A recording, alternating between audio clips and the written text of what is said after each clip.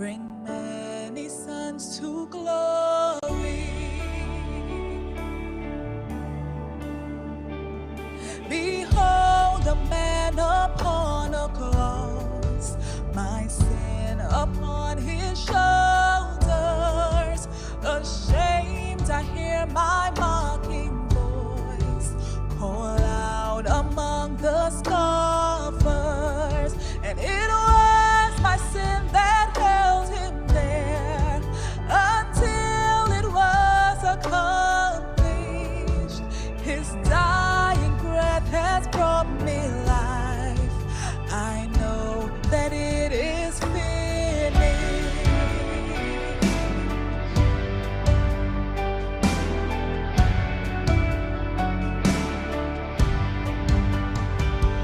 I will not boast in anything, no gifts, no power, no wisdom, but I will boast in Jesus Christ, his death and resurrection.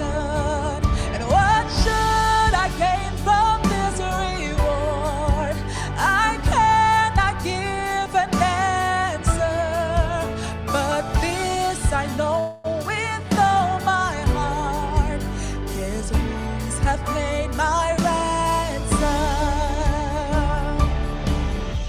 No love is deeper, no love is wider, or stronger than the Father's love. No love is deeper, no love is wider, or stronger than the Father's love.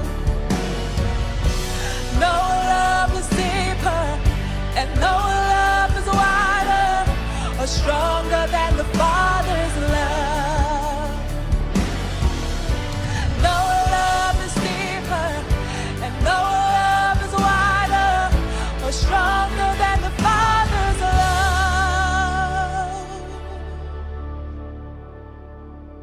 What should I gain from this reward? I cannot give an answer, but this I know with all my heart, his wounds have paid my ransom.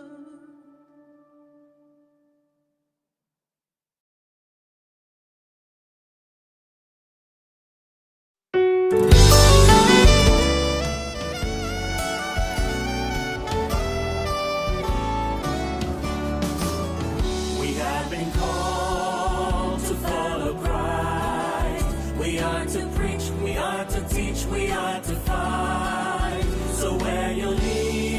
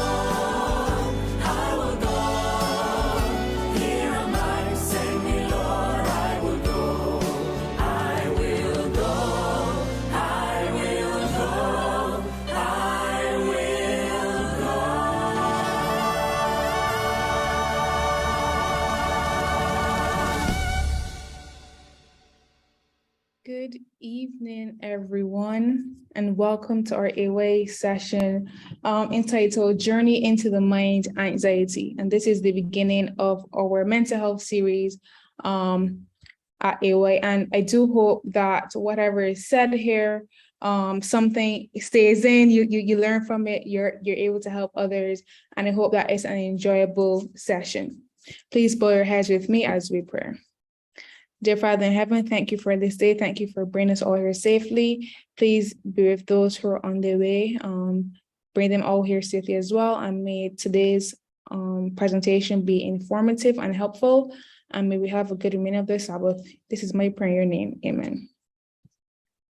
Okay, we will now do the AWA aim, the Advent message to all the world in my generation.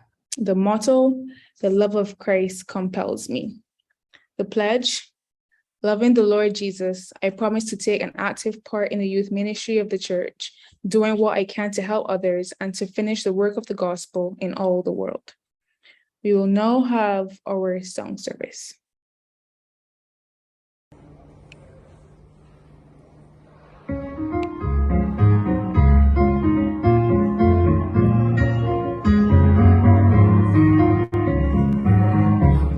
Sometimes I am and it's hard to lead me all day long as open your heart to God, saving the chance there. Seeking with them with transgressions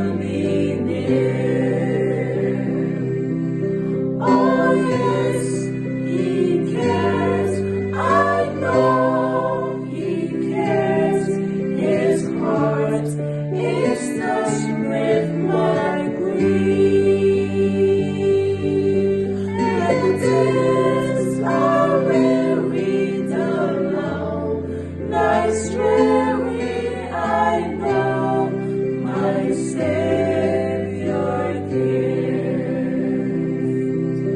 Does Jesus care when I say goodbye to the dearest on earth to me? And my sad heart is till it nearly breaks. Is it all to him does he see? Oh yes, he cares, I know he cares. His heart is touched with my grief. When the days are weary, the long nights dreary, I know my Savior cares. Oh yes, he cares, I know he cares. His heart is touched with my grief. When the days are weary, the long nights dreary, I know my Savior cares.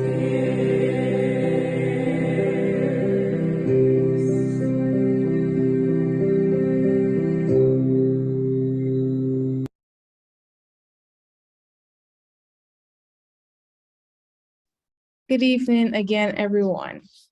So this month on day 10 is internationally recognized as Mental Health Awareness Day. And mental health, due to the pandemic, has become quite a hot topic. Persons began to speak more about the topic, as signs were being seen more widely and visibly across a large section of our society. For example, older persons could no longer interact with their wider families like before, and we began to worry about their sanity. Then school children went from being able to physically go to school and interact with their peers to being only able to see them through a screen. And then we had working persons who were no longer able to have the office culture that they were accustomed to. No more mingling by their favorite co-worker's desk or eating in a lunchroom with their friends. So everyone was put out of their element and there was heightened stress. So, often you heard people say that they felt anxious or stressed, whether it was from the press conferences or having to leave home on your allotted day to go shopping, or just a general worry about the world and the gravity of the situation. Now, today we will focus on anxiety, what it is, ways to cope, and a general idea of what mental health and mental illness is. And this is a presentation style, but please feel free, to stop me at any time, ask me any questions so we can have an interactive session. Now, before we go into the main segment, I have a little activity for us. I was going to break us out into breakout rooms, but it's only about 5 of us, so we can all discuss here. But I want you to find some persons in the Bible for me who would have struggled with mental health issues. And I want you to tell me what they were and what they did to cope. So find some persons in the Bible who struggled with mental health issues, what they were, and what they did to cope. And these would be popular persons that we always read about. So give you about 10 minutes or so. Not sure who wants to. Let's do Kiara. Kiara, I'll put you as the head of the group since it's only 5 of you. So persons in the Bible who struggle with mental health, what were they and what they did to cope? Is Kiara here? Oh, you have to give us 10 minutes to search. Yeah. Yeah, so I just put you as the spokesperson for the group. So I guess you can just start to interact. Oh, okay, I understand. Yeah, okay, so okay. It's a group activity. Yeah. Oh, okay. All right, guys, here we are.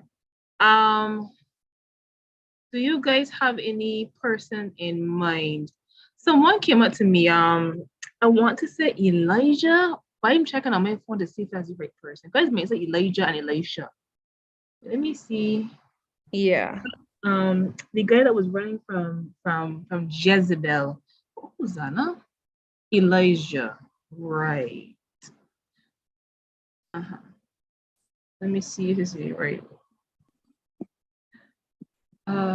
Okay. I guess we can go through as we discuss. All right, guys. So I have Nicole on, Sister Wendy's on, Sister Verna's on, and Sister Courtney. Do you guys can think of any person in the Bible? You can think of depression, persons who dealt with anxiety, persons who dealt with insecurity. There's also a mental health issue. Persons who dealt with, I would even dare say, suicidal thoughts. One person came to my mind, but I don't know if. All right, I guess we can discuss. All right. Yeah. Go ahead, Nicole. David had depression, and Rainy, she said who? Lot. She said Lot. On the A which Lot. cause he was never Lot had. When he lose everything. Oh, he had depression as well when he lost his whole family. Okay. Yeah, when he lost everything. Sorry, in regards to even his wife telling him to curse God and die. Probably in the depressed state that he would have been in. Not So Lot. David, You mean Job? Job, right? You need to get back to reading the Bible. That was a good one, They're Renisha. making me Yes, that follow was a good one. through. I agree. So it's Job and David for us. Okay. Sister Wendy's and Sister Verna or Courtney?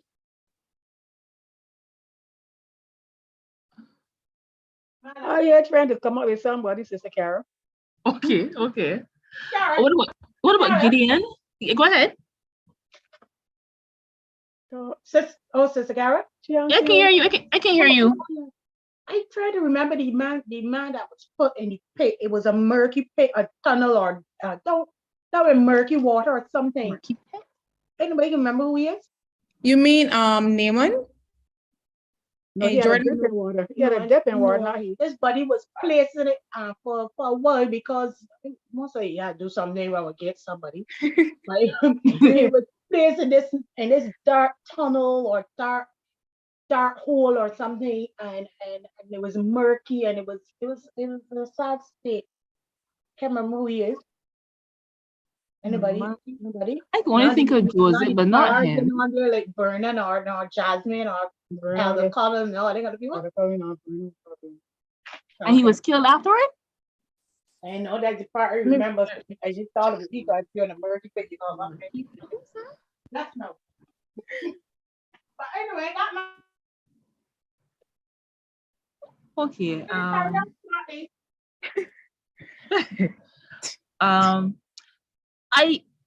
I would. Sister Go ahead, Nicole. Rainisha is saying Jesus, like How so? in regards to when he was. Oh, my mom is saying when he was in the Garden of Gethsemane, and was asking God to take away the bitter cup from him because he was about to be crucified. That's the one I had. Yeah. One of the candidates. Yeah.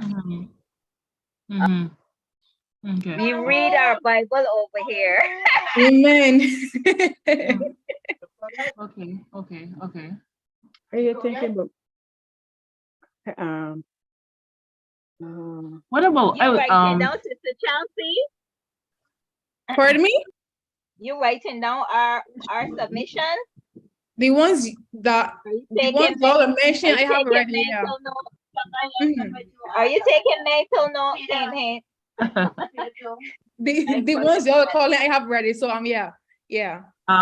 Judas was suicide. Judas was suicidal. Yeah, my mother. Samson was suicidal. We'll be honest. Well,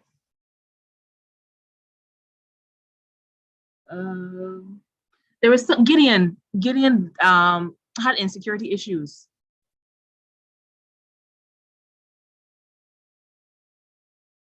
Who else?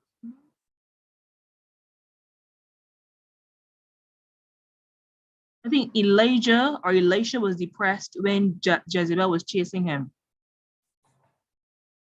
And God had to tell him, Skipper, but I feed the birds though. How you here frightened, and I'm the person who sustains everything. What about Jeremiah? Jeremiah. Oh yes.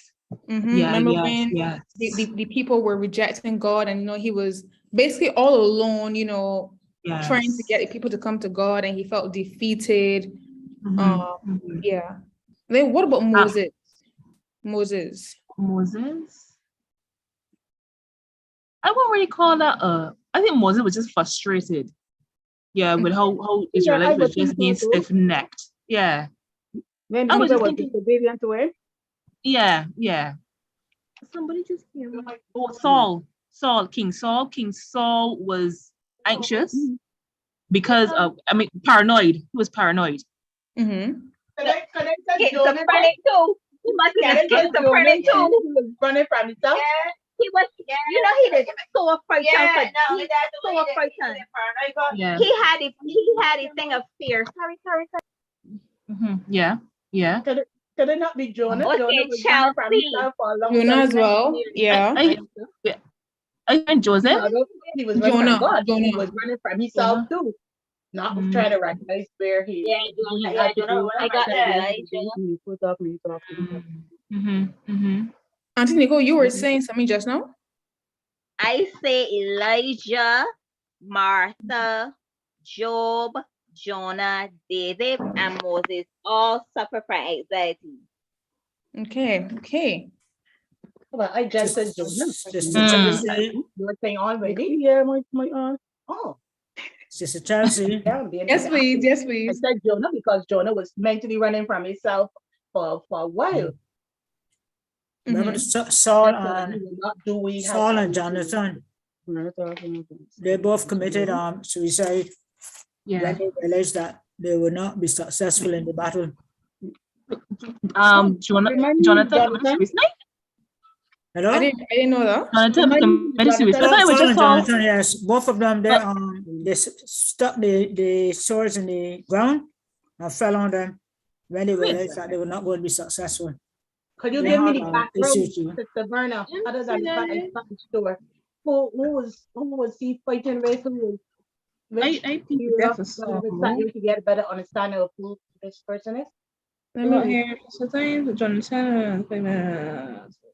so grown. It's found this in 1 Samuel 31, but I'm trying to find here. All get together, but no. I just Sister Verna and Sister everybody else. First Samuel 31 verse 5 and 6. When his armor is tall, I can start. But his armor bearer was afraid and would not do it. Saul wanted to kill himself. When his armor bearer realized that Saul was dead, he fell on his own sword. So that is the fear person. Let me go back up again. Let me start from the beginning. Now the Philistines attacked Israel, and the men of Israel fled before them. Many were slaughtered on the slopes of Mount Gilboa, and the Philistines closed in on Saul and his sons, and they killed 3 of his sons. So no, Jonathan didn't kill himself. He was killed by the Philistines, but it was Saul that killed himself. Oh, okay. And I see Courtney's hand raised. There's some comments on YouTube from Nat Witt. She said that I think David initially had an inferiority complex. Nebuchadnezzar had mental issues as well, and King Saul needed David as well to come play the harp because an evil spirit came over him regularly. Okay, so thank you very much from all of those. So yes, that was just to get us into this headspace, of that everyone struggles, with mental issues. I'm just gonna share my screen now, so we can start the presentation. And as I said, feel free to stop me at any time. I might not be able to see the hand raise component, so if you have something to say and I'm not recognizing you, you can just raise your hand, not raise your hand, just open your mic and start, and I will stop. Okay. Nope. There we go. Okay. So journey into the mind, anxiety. And for anyone just wondering about the logos and stuff I have here, I'm part of an organization called Let's Unpack It. It's a mental health advocacy group. So yeah, I'm just presenting something that I would have prepared under the guise of that. Okay. So this evening, we're just going to be recapping the definition of mental health and mental illness so that we know the differences between the two, the definition of anxiety and anxiety disorder, some causes of anxiety and ways to cope. All right.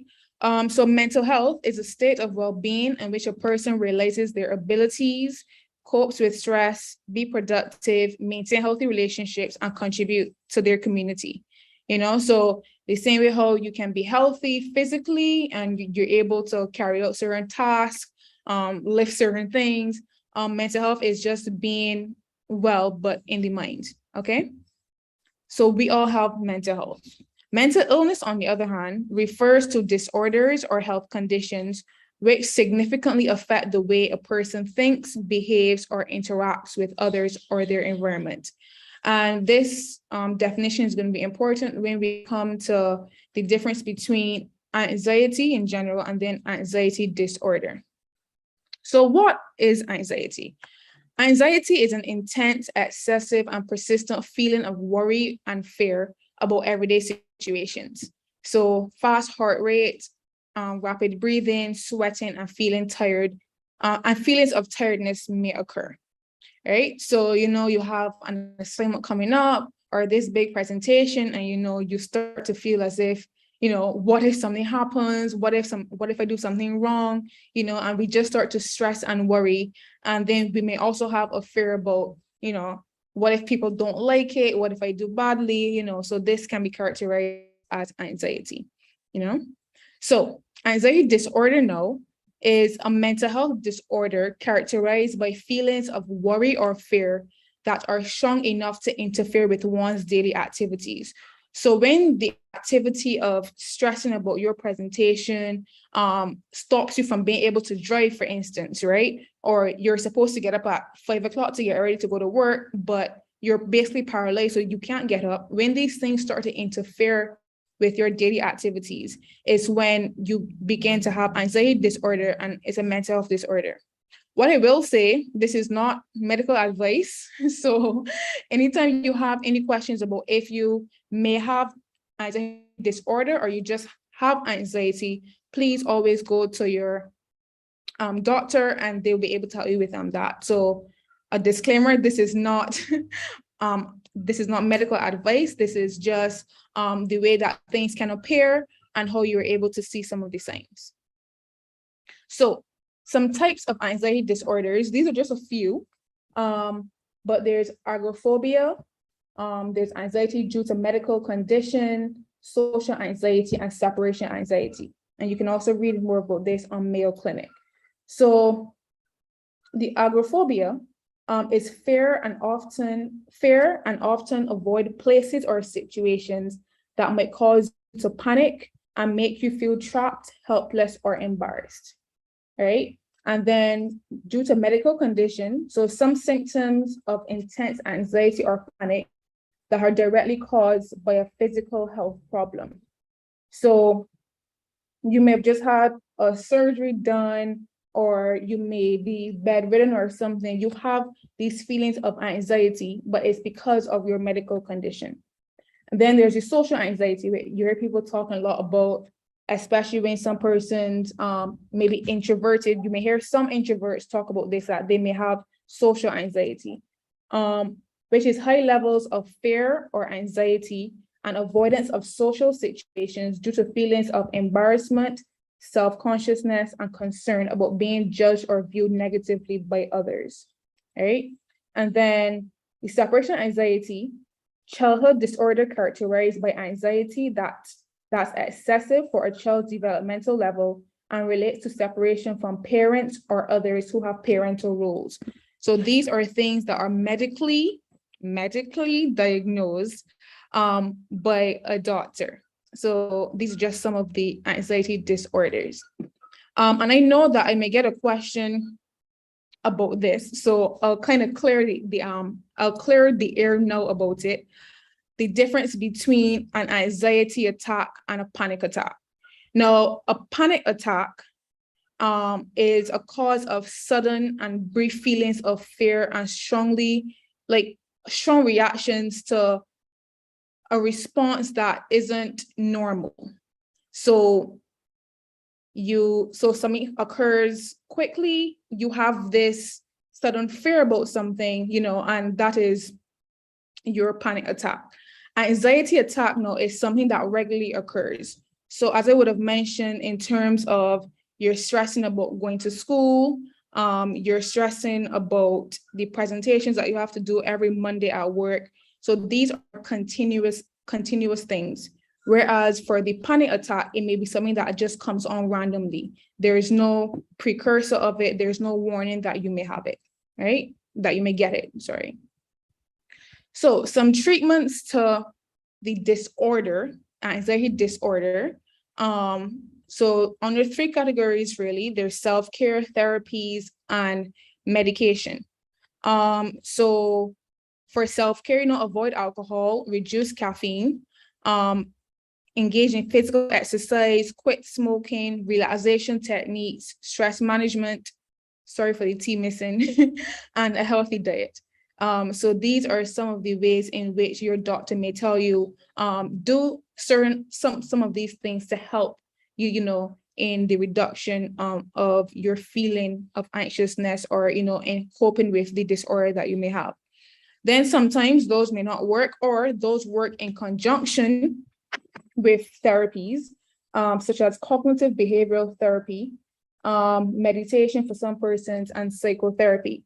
So cognitive behavioral therapy focuses on teaching specific skills to improve symptoms and gradually return to activities you've been avoiding to cause anxiety, right? So things that you may have said, I'm never doing because of how it makes you feel. These are small steps to get you back to where you can exist and not affect you.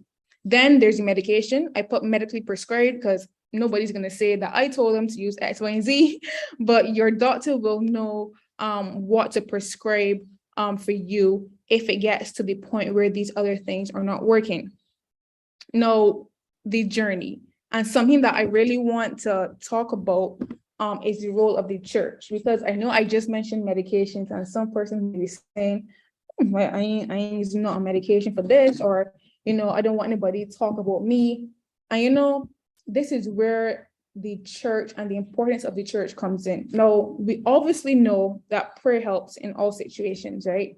But we also know that sometimes we need medical interventions, right? We always talk a lot, about if you just have a thing, man, just pray about it. Or somebody comes to you and they open up and they say, well, Kara, I've been struggling with suicidal thoughts. I've been struggling with X, Y, and Z. And Kara tells me, pray about it, man, Chelsea. For somebody who has taken time to open up to somebody, and pour out their heart, to say pray about it, I don't think people understand that it doesn't do as much as they think. Because obviously as Christians, we pray. Prayer is something that we automatically go to. But when somebody is struggling, sometimes we need that medical intervention. So it's very important to keep that in mind. It's also important that the church and persons in the church don't end up being stumbling blocks for others.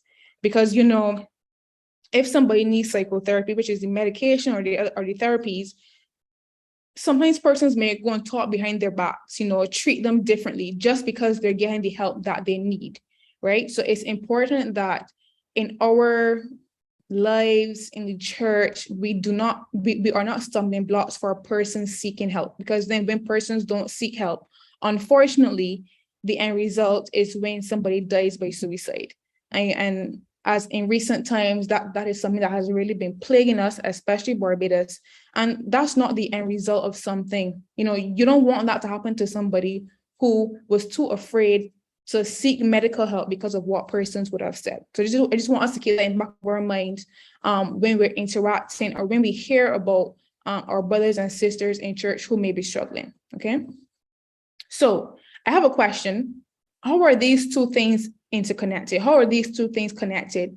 Anxiety and fear. Anybody can just open their mic and just answer.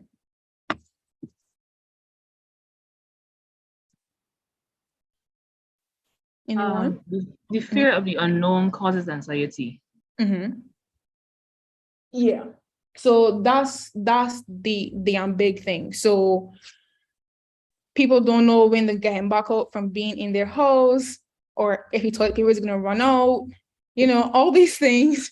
If gas is gonna run out, if when a hurricane comes, if the current is gonna go, if your cat's gonna get washed away, so the fear of not knowing, the future is what aids in you feeling anxious, right? So, oops, sorry about that.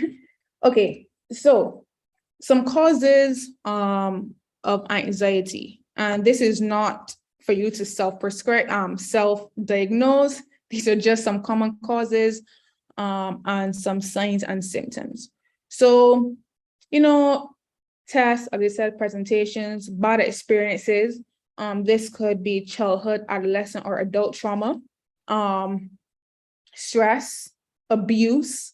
All these things can be causes of anxiety, right? Of us feeling anxious about things. So we don't want to go to a certain place because last time we were there, this thing happened. We don't want to drive because last time we drove, we got into an accident, right?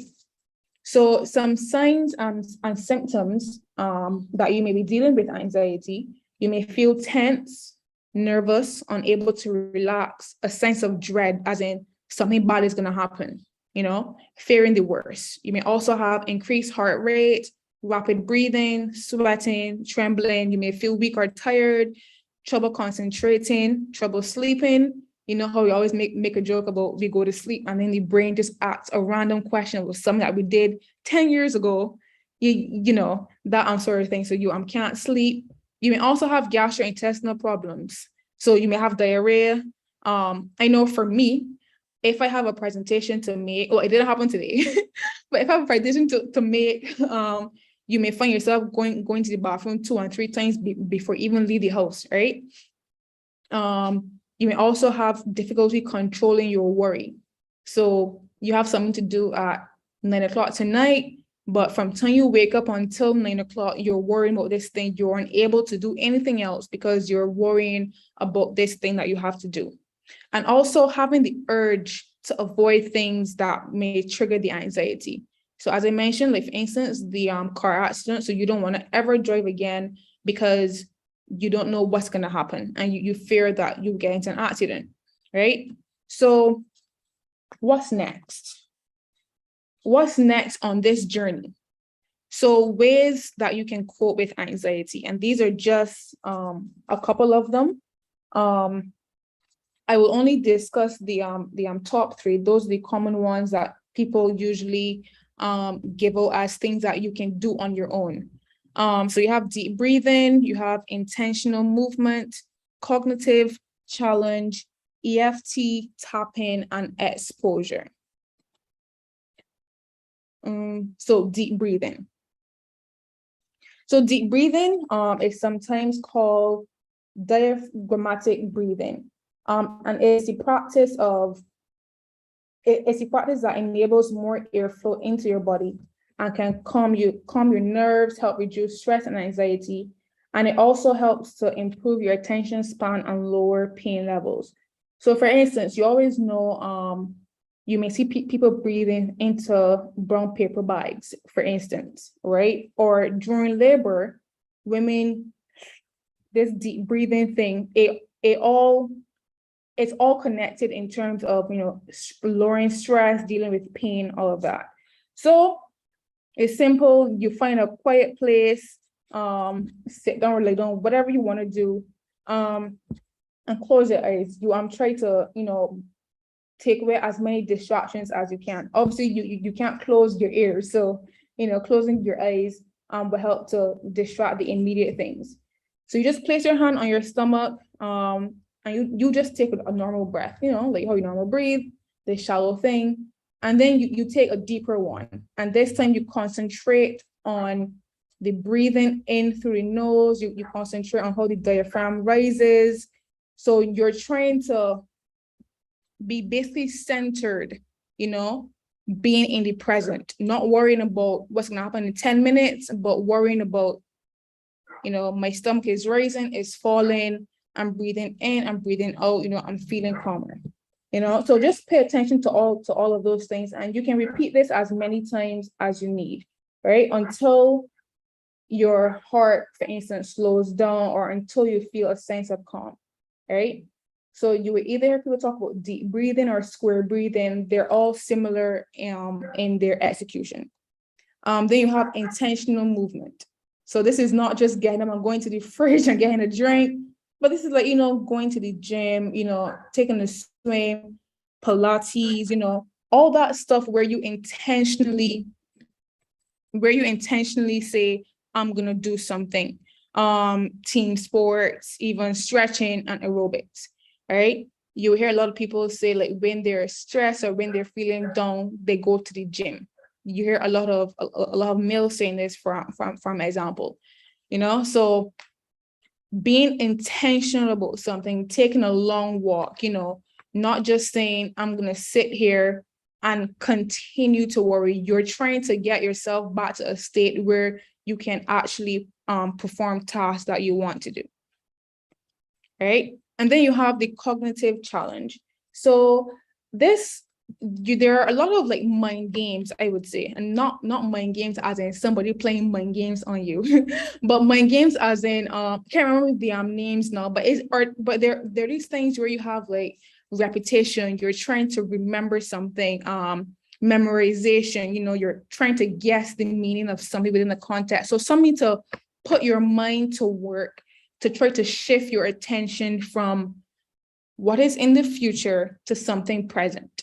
And I think that's a common thread that you see going on here, is that you're trying to bring yourself back to the present, because being anxious and worrying, you're worrying about the future, something that you can't control. But what you can control is the present. So all these activities, they're trying to bring you back to the present, right? And then some other things that you can do, be kind to yourself. Sometimes we make a presentation now, and then we're worrying, are people gonna like it? I don't think I did well enough. Did it come across as, all of these things. And then we begin to say, well, I didn't do a good job. So be kind to yourself. We very so often, we're our hardest critics. You will hear people say, and it's true. Because, somebody may say, oh my gosh, you sounded so nicely when you were singing, or your food was delicious. But to you, it was not, and you disregard all of that good, all those good compliments, and you just stress and worry about, I did a bad job, and then sometimes we can actually get into a habit of talking badly to ourselves, which is also dangerous, especially when you're dealing with a mental health issue. Okay, stay in the present moment. I'll give an example for me. So if I know that I have a presentation to make, say next week, Thursday, and it's a presentation where the environment is not one that I'm accustomed to. Typical Chelsea is gonna stress about today, tomorrow, all until Thursday, right? And I'm hardly going to get anything done. So the only thing that I may do are the necessary things. So like get up and eat all that stuff and do the presentation. But anything else, studying, going places, I may not be able to do because I am stressed about this thing. So what I tend to do is that I tell myself, I don't have a presentation on Thursday. That doesn't mean that I'm not going to unprep, because you still have to prep. But I try to trick my mind to say, I don't have that presentation on Thursday, so I'm still able to do things throughout the day, throughout the week. Sometimes it works. Sometimes I still stress and then I just go to sleep because, I just stop from worrying, right? So try to stay in the moment, try to do things that, yes, I have this, and this to do. I have that at 7 o'clock, but I still have to do things in my day, and then take small acts of bravery.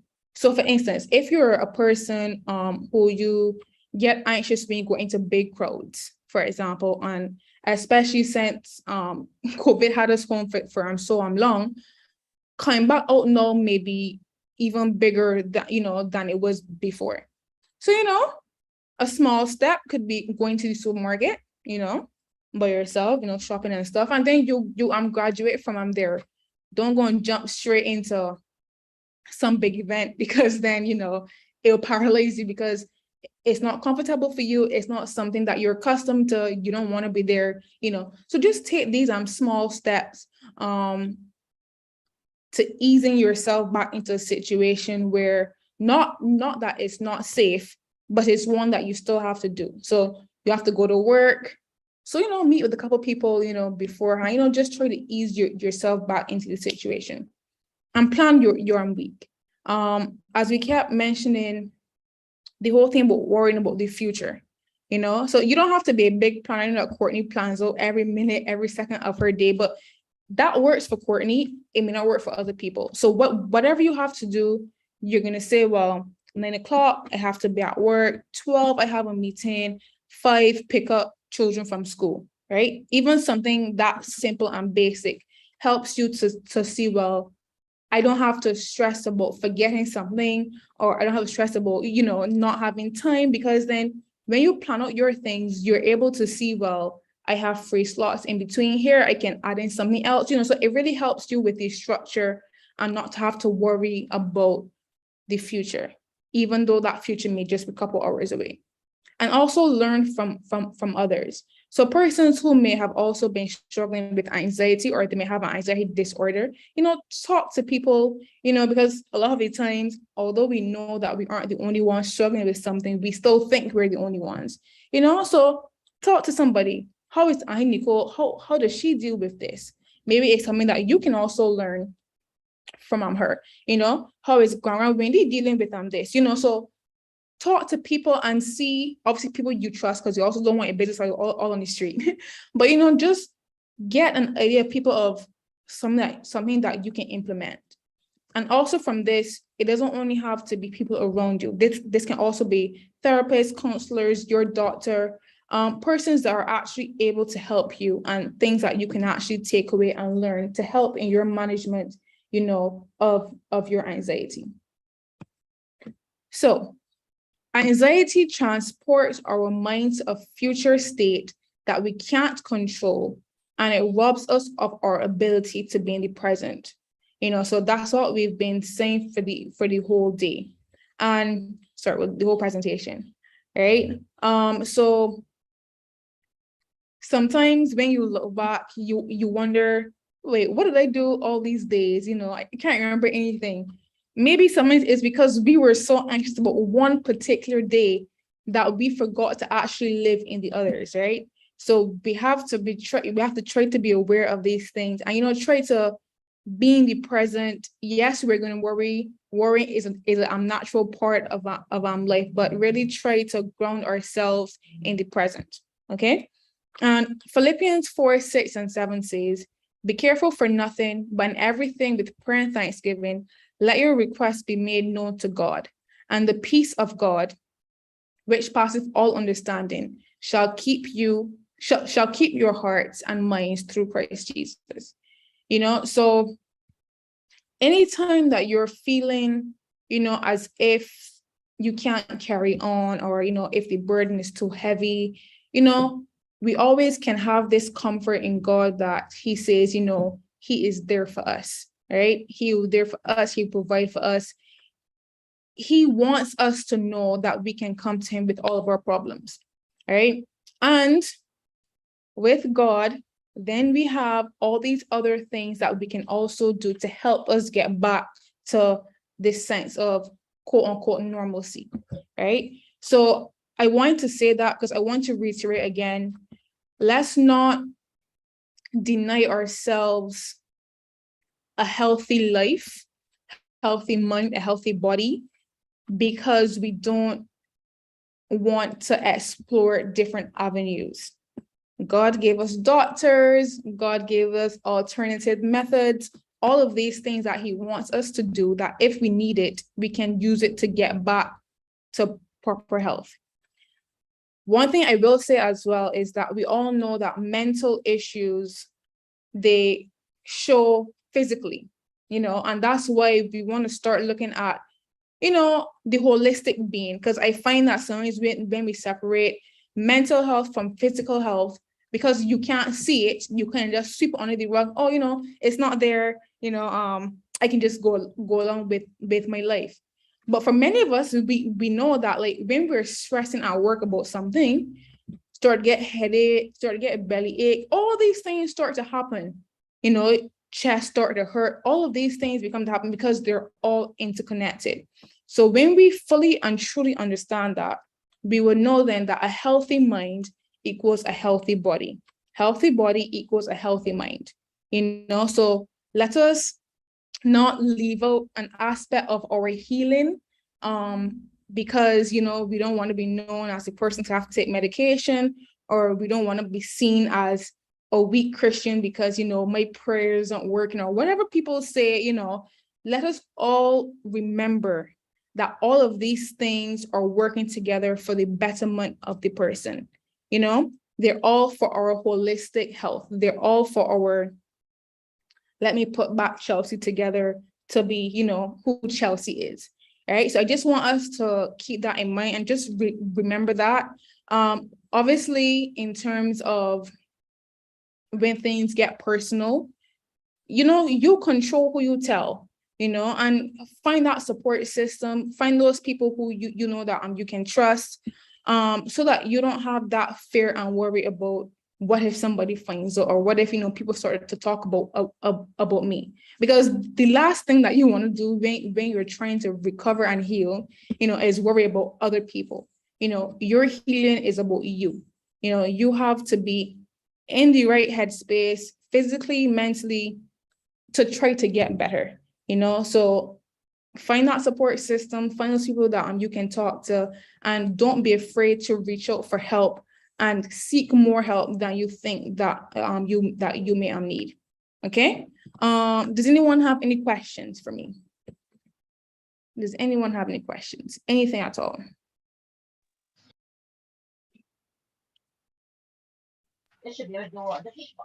Just Chelsea, I was thinking that what you was presenting, that negative thoughts, could it be such a thing that negative thoughts could help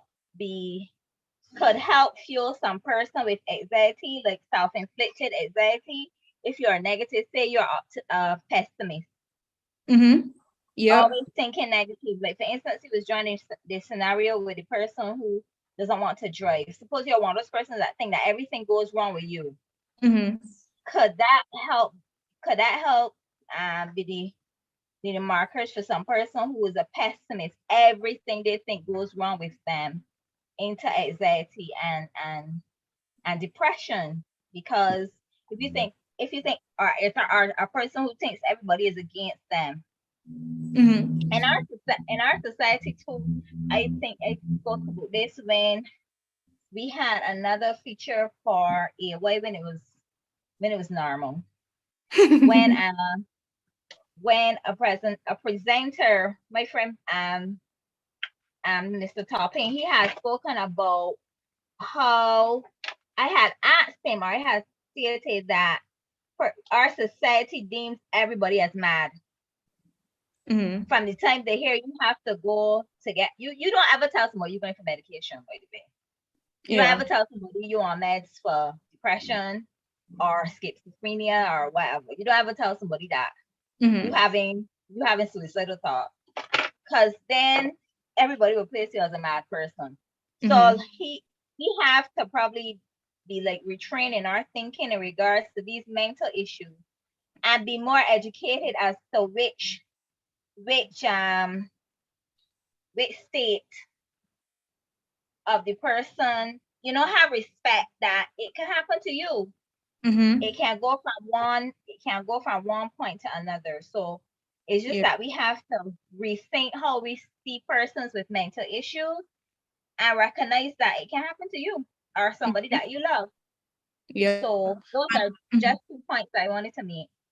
Thank you very much. And to start with your last point, I think too, when we start to, because if somebody broke their arm, we don't write off a person altogether. You just say, okay, your arm is gonna heal, get a cast, whatever. So these physical ailments, we still see the person as, okay, you're still fine, just a broken arm. But as you rightfully said, anytime persons make an effort to try to better themselves, we write them off as crazy, and all these things. And then we also have these negative connotations to the places that should be helping. So I know growing up, you always hear about the mental, you will hear about man, there's another name for it, or you going on Black Rock or something, right?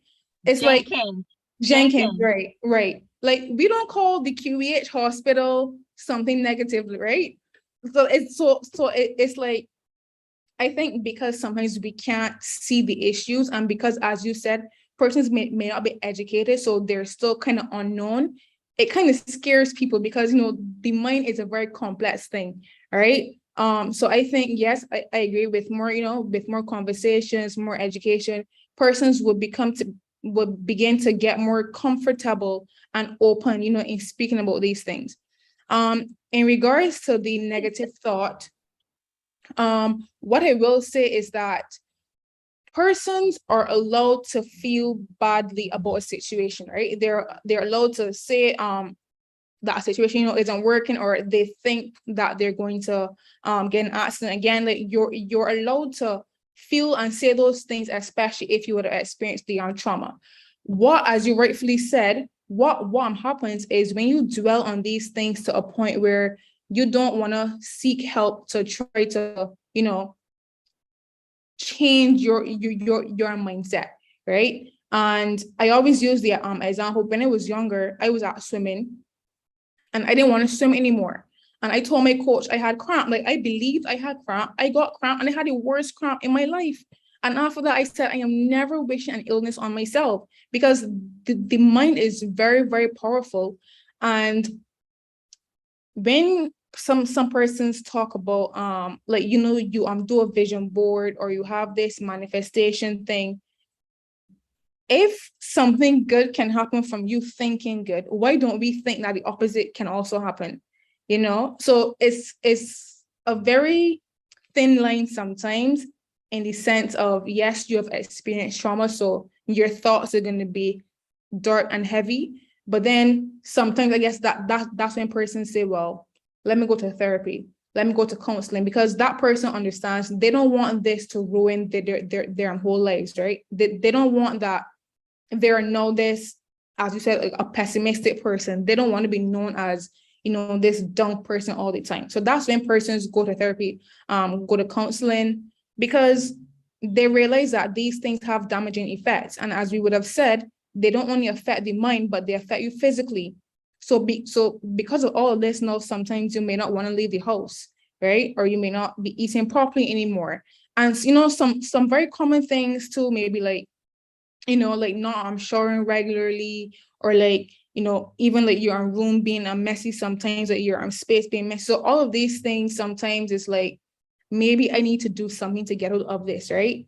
So it's very important that when we see ourselves going down that road, or if somebody comes and says, well, Auntie Nicole, so-and-so may not be right. Like, I've noticed this, right?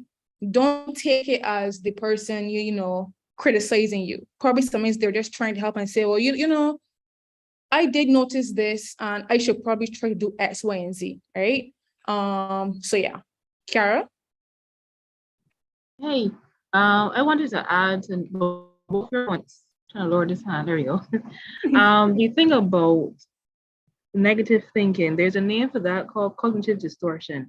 It's almost as though everything that you see, you take every situation as in your life, and then always have a negative spin to it.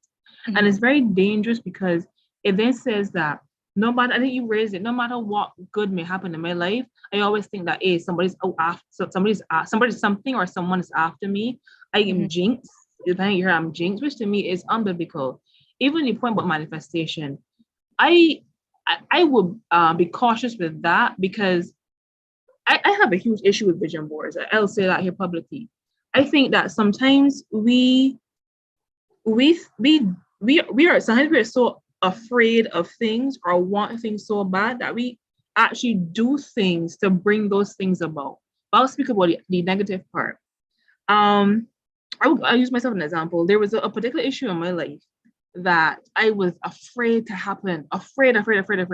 And it was just unfounded anxiety because of some trauma and stuff I was working. I didn't work through then, but I've worked through since.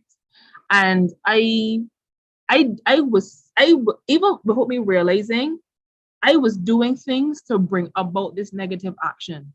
And it's only when a close friend of mine had a conversation with me, I realized that, oh my goodness, I was actually physically bringing about the thing that I thought was just in my mind. So I won't really call it as this universal manifestation, but I think it's a situation where we actually actively do things without thinking about it.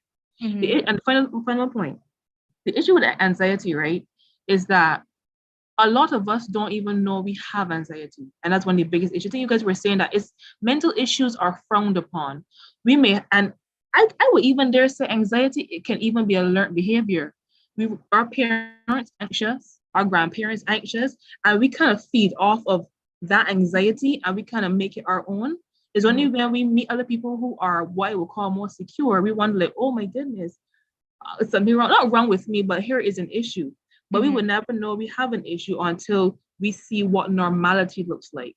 And because nobody like talking about nothing, so, and I think it's very unfortunate because half the people that I have met are riddled with anxiety, but they would never admit it because they don't know that's what it is. It's only when you start speaking, you said, and they listen to you, or I may share a video on YouTube, they realize that, oh my goodness, this is what I have.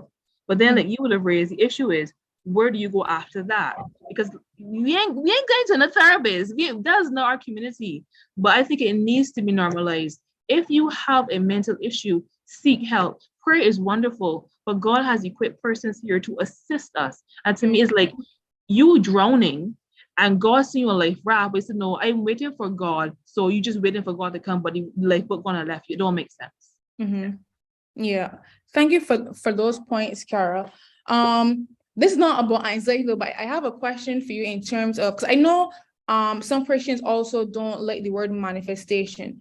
So when you talk about not like the whole vision board aspect, do you mean as in like you also don't like write down goals and stuff too? Like what is it about it? Yeah, what is it about it that like thing? Okay. All right. First question, yes, I do write down goals, but what I do, I write down goals and fast or prayer specifically about those goals. And that is purely biblical. But when it comes to the concept of vision boards, I think, and of course, I mean, my argument can be placed to Christmas and Easter and everything that has a pagan background. But for me, I took a particular stance because the concept of vision board and manifestation is purely pretty pagan. There is a Enneagrams. I remember I was going to the Enneagram thing, and as I was going through it, I realized that, oh my goodness, this Enneagram thing, if I'm holding a stance against I can get back to the main point though, to the manifestation, Enneagrams is the same thing because it's pretty much saying, based on my horoscope, or based on my personality, based on this person who themselves are a pagan, then this is who I am. And it's negating the fact that my personality and my person and my being is made by God and God alone. So going back to manifestation, for me, because the root of the manifestation and the vision board is pretty much saying, I'm going to put these things on a board and I'm going to put them in the atmosphere, I'm going to put them in the universe. And because they're in the universe, in the atmosphere, then these things are going to come through. And I do understand that as Christians, we may use the concept of writing it down and I hope not allowing the universe to take flight. But at the end of the day, I mean, when you look at the origin, the genesis, it's a very thin line that you can be walking. So that's why I stay clear of the whole concept of the vision board. and the manifestation. I even saw there was a, what's her name? She's in the women's ministry, brown skin lady. You know what I mean? Short. She's married to she's married to a plump guy. Oh my God. You know what I mean? Nicole, yes. I remember she was doing something about vision boards too. And there was a particular girl, I can't remember. She's friends with old boy, but she is a doctor and she was hosting Sister Nicole. And in her hashtag, she had vision board and she had manifestations. And I was like, what? So in my mind, yes, you are going to speak about this thing, but the context in which the girl understood it was indeed pagan. That's something that needs to consistently be brought out. I hope I explain myself properly. Okay, yeah, I understand your point of view. I think for me, I don't make them or say them because I believe in the universe picking up whatever. I do them. I know people around me who do them because I know for sure it's like when you constantly see something, you work towards it, right? So I think for me, putting down, because to me, writing down a goal versus putting a picture of the goal to me is the same thing, right? For me. So like, I want to start a business by age 30, I have my base. So it's like, I have that there. I'm trying to like formulate my mind, obviously, because as Christians, we don't take God out of it. So obviously we know that we have to, as you said, you pray about it, tell God, well, I like, I hope, not like hope, but like in my life, I want to do X, Y, and Z. Obviously, God may have other plans for your life, right? But like you have these goals. So to me, racing out versus doing a picture of it, to me is same thing. But I get you in the whole aspect where you go from saying this is what I want from my life with God's help versus I want this for my life. Universe, take it and dazzle sprinkles on it. So I guess that's how I see it, because to me, writing versus pictures to me is same thing. But I think your intentions and who you go to for this help then is where the difference to me. Correct. And I'll add one more point. The question could also be asked then, what happens if when you do write down your goals or you do pictures and stuff and God don't grant you that thing? Then what is your conclusion? Because so I guess for me, and I'm not saying this is what Christians do, but if part of the underlying reason is the kind of you will this thing, you're praying, but yet part of you is still a superstitious, and of course, I'll say it's still kind of a superstitious tinge. It's like, all right, so if it don't happen and it don't come through, are you going to question your own ability to actually have the thing come through? Are you going to question your own work ethic? Or are you going to say, okay, maybe this is not what God has for me? Okay. Understood. Okay. Thanks for that explanation. Yeah. Anyone? I see Nicole's mic is on muted. Rainisha has a point. Go ahead, Ray. She can speak, which is Renisha, come in the mic, man. We were just talking about, like, I was agreeing with Chelsea in terms of your intentions behind the vision board. Yes, I understand Kara's point, but I was just saying it. If you out with the world and you saying you believe the universe can do this for you and the universe can do that for you, that's different than like setting your intentions and saying with God's help, I hope that I receive this. I hope I get through this, and if not, I will know that it was up to me. That's what we were saying. Thanks for that, Renisha. No problem. Any other points? Any other questions before we close off? No, I was just finalizing my point by telling you what you think about persons who commit suicide. We even had a recent suicide with a lady, which is very unfortunate. And condolences goes out to her family and stuff. But I'm also thinking that persons may be very silent in regards to speaking about certain things. Like you said, persons might not want to share because of confidentiality issues and stuff. So they put everything inside and make you believe that they're well and fine and stuff. But I also think that you have to tell yourself that you have an issue in order for you to get help. Mhm. Because Mhm. in order But for you to explain, you got to expose certain things. So I'm just thinking, like, I'm not relating it to this particular issue with the young lady because I don't really know what happened there, but I'm just saying that many a persons who may be going through such, I prefer not to say anything till we see the result of the person, which is the final result of the person killing themselves, which is unfortunate. yeah, so two sides to that, I would say. One is that we, as you rightfully said, we know that we have a problem, but we don't want to talk to anybody because, as we would have been mentioned the whole session, we don't want anybody thinking that, you know, we quote unquote mad or quote unquote crazy, you know, all these things that we're accustomed hearing, right? So then, unfortunately, then your healing process no longer belongs to you, but you're worrying about other people. So then you might not go to therapy because of what somebody may say, you know, and to me, that's unfortunate because your healing is supposed to be for you, right? So like giving people the power basically to take over your healing. So then you're now suffering even more because you know that you need help, but you're not seeking it because of somebody, right? So then to me, that's like, it's unfair to you, you know, and I guess sometimes we don't see it that way, but it's being unfair to ourselves.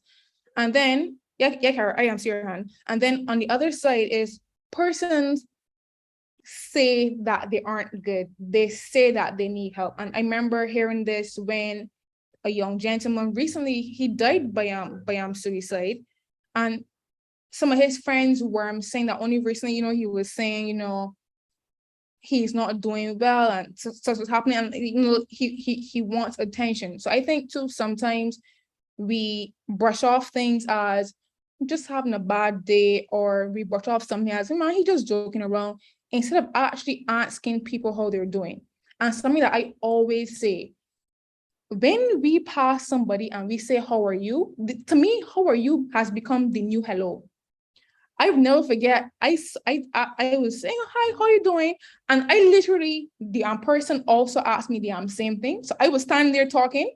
I turned around, the person was gone. Because to them, hi, how are you is a greeting, you know, hi, Charles, I gone. You know, so it's like we no longer stop and listen to people. Or you see a change in behavior and you assume, well, she just became a teenager, or she going through puberty. That's probably just, you know, teenage stuff. It may just be teenage stuff, but are we asking, you know, like, you know, so it's like, we also have to ask questions. And also, if we have the nature of somebody who is nosy or who gossips and stuff, obviously the person isn't going to want to speak to you. So then on the other hand, it's just like, oh, but they never told me they were going through this. Obviously, because if you're coming to somebody, but the person knows that you can't be trusted, you know, then that's a problem.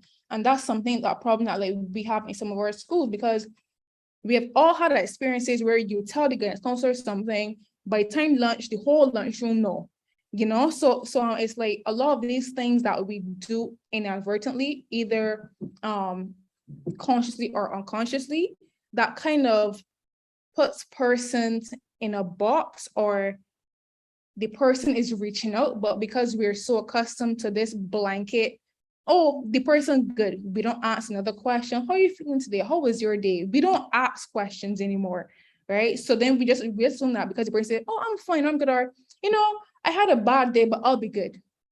You know, what made the day bad? You know, just let's have an conversation, because something's even from something as simple as that, where the person realizes, oh, you actually want to listen to me. You know, something as quote unquote simple as that goes a long way, right? So Kara and then Auntie Nicole. Yes, Chelsea, I love those points you just raised. And I will be honest, I was guilty of that too. I actually thought that persons who had emotional vulnerability were weak. I actually thought that if you were not emotionally strong enough, all you need to go and do is get San Francisco and call it a day, until I realized that, all right, sis, you're being ignorant now. I actually had conversations with persons who were clinically depressed, and it was like, oh, I wonder how much persons I did not help when they asked me or told me certain things, and I brush it off as you being or me giving off that aura that you are weak. Go and be a man or woman, be a woman. Mhm. And you raised another point about your emotions. I find something that we tend to do is we give our emotional dependency to other people. And of course, depending on where you are in your mental state, I mean, sometimes it's inevitable, but I think where we can help it, we should. And I think it's something that we need to teach our children, because as kids, we grow up depending on our parents' moods to determine ours. You hear stuff like a happy wife, happy, like all these different things, which really don't make no sense. But at the end of the day, we allow people around us to dictate whether we are happy or not. And that shouldn't be. And I think we've not been taught what it means to be secure emotionally in ourselves. But this does not mean negating the fact that there's clinical depression, but of course, depression is a sliding scale. Mental issues is a sliding scale. But I do believe that a lot of it has to do with us not fully being grounded in ourselves and in Christ. And this is not to say that when you need help, go for help. But to me, for you to be emotionally aware, it then says, okay, there's something fundamentally wrong with me. Let me go and seek help, but not rely on John or Susie who said, Mango or Kara, let me go and get a chicken breast sandwich. Mm-hmm. Yeah. And something that you said, I just want to point out before Auntie Nicole, in terms of like if you're clinically depressed, I think some persons may get that mixed up with a feeling of depression. So a feeling of depression, as you said, in terms of we may rely on other persons that dictate our emotions and stuff. So then it may put us into a slump. But when you're clinically diagnosed with something, it means that it's hampering your everyday activities and your everyday life. So that's when persons need to get actual medical help because you're not being able to function as you should, right? Yeah. Auntie Nicole?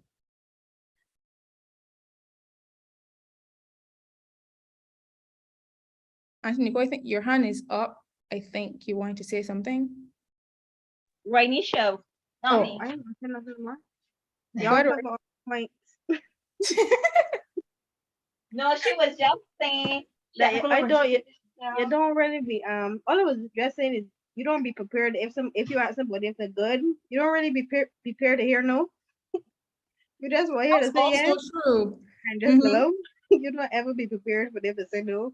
Yeah, because if the say no is like, okay, that's my time. That's my time. I gotta stop now and talk. Exactly. So you just be prepared for it. Like you say, it just unfortunately it just become a greeting. Like you good, and that's it. Yeah. So I think too, if we can help it, probably we just shouldn't ask the question anymore. As in, if we actually don't have the time, because I mean, obviously sometimes, yes, if you actually are gonna listen to the person, then you ask it. But as you said, if you're just saying it as a greeting in passing, maybe we shouldn't say it, because then it kind of gives the wrong impression of people not actually wanting to listen. And I think too, that's why sometimes some persons think that nobody actually wants to listen to them, because we either ask questions and listen to respond, or we just ask the question, but we don't intend on giving feedback or just listening, right? So then to the person, it may just be a waste of time because they already know, well, you're not gonna listen to me. You just, just asking to be cordial or as a greeting, but it's nothing more. So yeah, I think we have to be careful with the questions we ask, the things we say, because when persons really need it, like you may have been the last person that they were trying to, talk to or something. So you actually never know what your brushing off can do, and another thing is, if somebody comes to you with a very heavy topic, a very heavy conversation, it's okay to say, well, I'm not in the mental space to deal with this either, because especially if the person is coming to you and they may want some advice, you, as we always say, you can't pour from an empty cup. So that person needs something solid.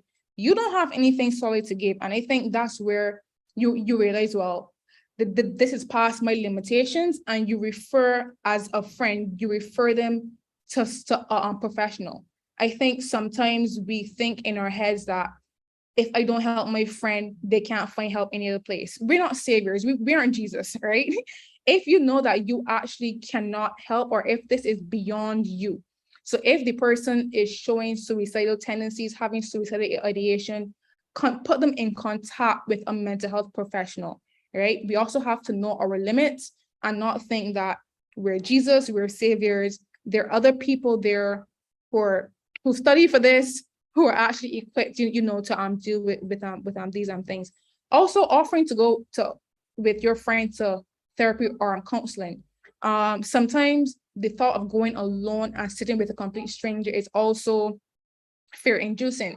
So say, well, I know so-and-so who's a good therapist. I can come with you if you like, just giving them options so that they feel more comfortable, they feel support, so they know that they have your support.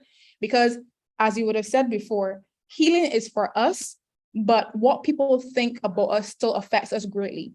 So if a person struggling knows, well, I have a friend or a group of friends who are going to support me in this, who have my back, people are more inclined to reach out to help as well. So we also have to be cognizant, as Kara was saying before, of how we perceive things. Never be afraid to do a quick Google search, and obviously go to reputable sources. So like Mayo Clinic and stuff. I know, get information, educate yourself about these things. Obviously you aren't gonna know it all, but the more that we know, the better off a friend may be, better off we may be, because we know, well, I need this help, I may need medication, I may need X, Y, and Z to get better.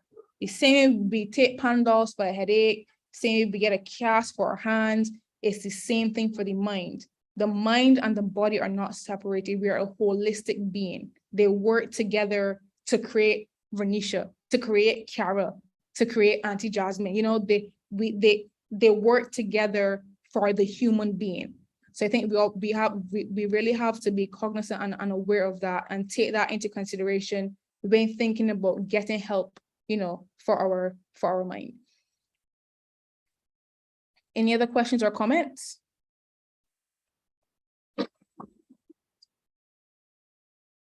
Okay, I think that's it. Okay, yeah. I don't think Nicole's hand is up for anything else. Okay. So we're just gonna bow our heads for our closing prayer, and then we will go into I will go. Dear Father in heaven, thank you for this session. Thank you for allowing us to be able to so openly discuss the issue of anxiety and other mental issues that will plague us and that may trouble us. Dear God, help us to, try to educate ourselves more and be aware, be there for others, be supportive, don't be stumbling blocks for persons, dear God, because we never know what someone is struggling with. Dear Father, as we continue with this series, may more persons learn and understand the importance of a healthy mind. And may we, as we continue throughout this week, not only be there to help others, but also, help ourselves, do things that, are healthy and beneficial to ourselves.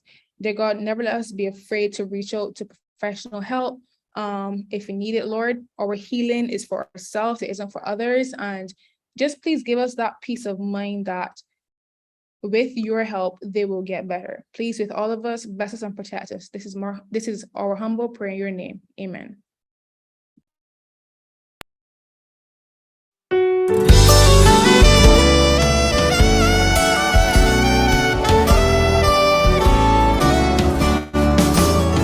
We have been called to follow Christ.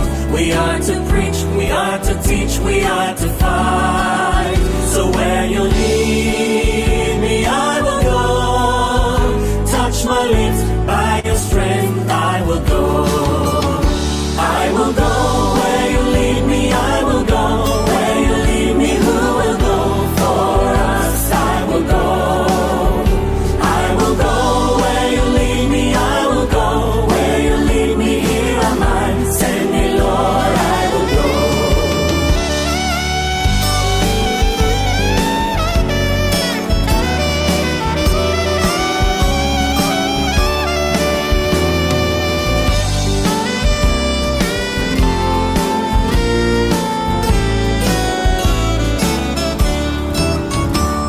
'cause my eyes have seen the King. I must tell all the world, worship him in all the nations, in all